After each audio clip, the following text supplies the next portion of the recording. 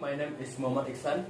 My name is Muhammad Syafiq, and our topic is the house believed the former colonies should be obligated to act as migrant for colonies.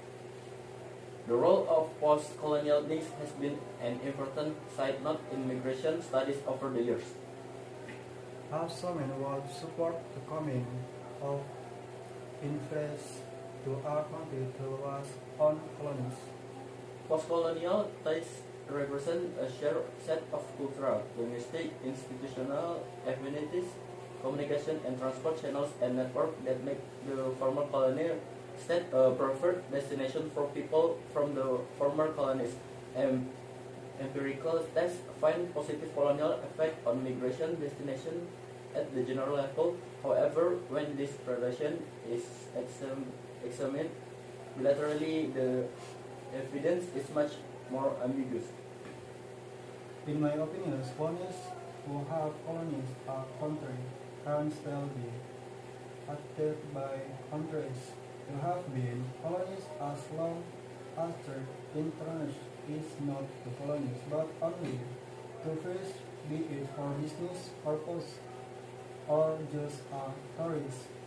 And that is still normal because living something does have to be shared. If you have in, you shall still be able to join in even if not ours. I have found that there is indeed a valid argument for preferring immigration for former colonies to former colonial nations compared to immigrants from other nations. While the immigrant for former colonies commonly share the culture and language of the receiving nation, it would facilitate integration and thus undermine the communitarian argument that a generous immigration policy will lead to cultural clash.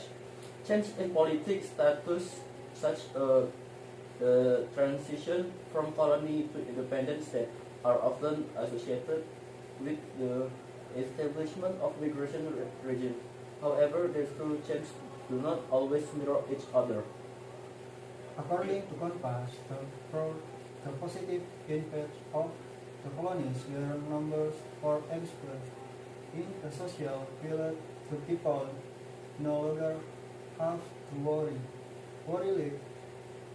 contagious and are back because they do not review recorded and growth caused by class division.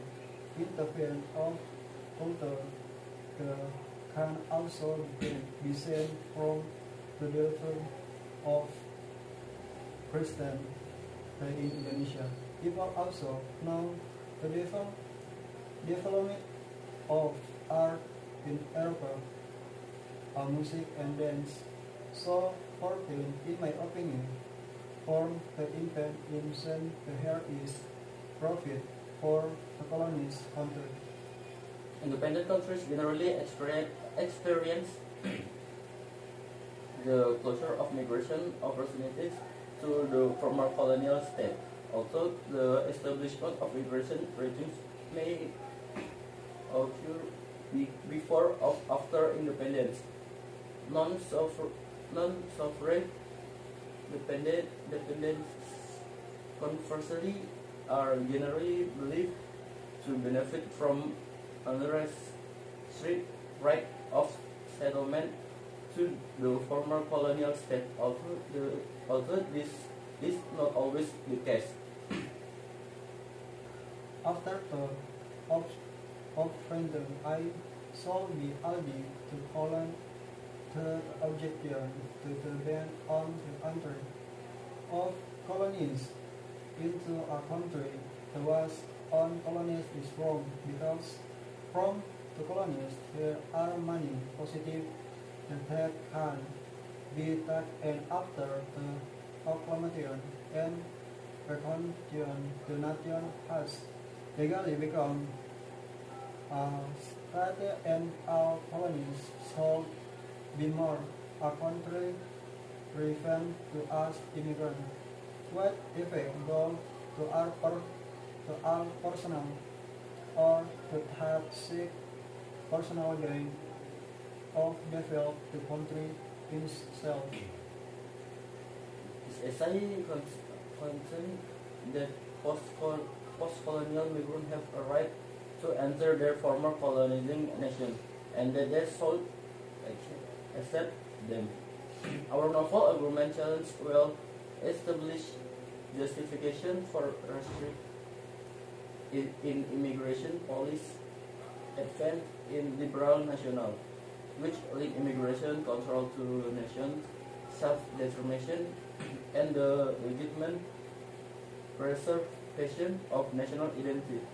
To do so, we draw on post-colonial analysis of colonialism, and particular on Edward state nation of intertwined histories, and we offer a more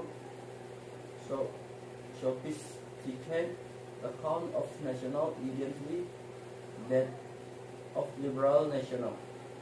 In our view, the national identity of former colonies nations cannot be understood in isolation from their ex-colonies. This entails that liberal national cannot justify the restriction on the answers of members of the nation former colonies by resorting to an argument about the preservation of national identity. The former colonies constitute an inseparable element of the national identity. After the reading of the Proclamation of Indonesia of independence inter-country, and after the country in independence, there shall be no war. So all colonies who were thrown to the country, the colonies can but not aim to seize or take over the country because the country is already legal. Hence, migration is on the whole a bad affair for a developing nation. Their nature is an appropriate means for former colonial power to compensate their former colonies for past injustice. Yet, this conclusion does not exclude the possibility that there are other humanitarian and cosmopolitan reason for a generous immigration policy. The colonies birth was attained when a system of violence occurred multiple.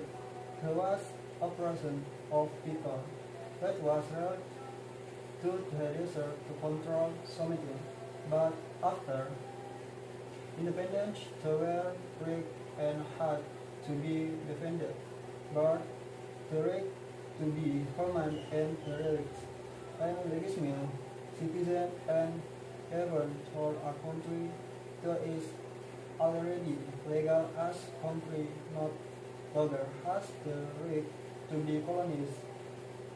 It is most like only as a visit to a country that was on colonies as a form of conference between the two parties. Thank you. Okay, thank you.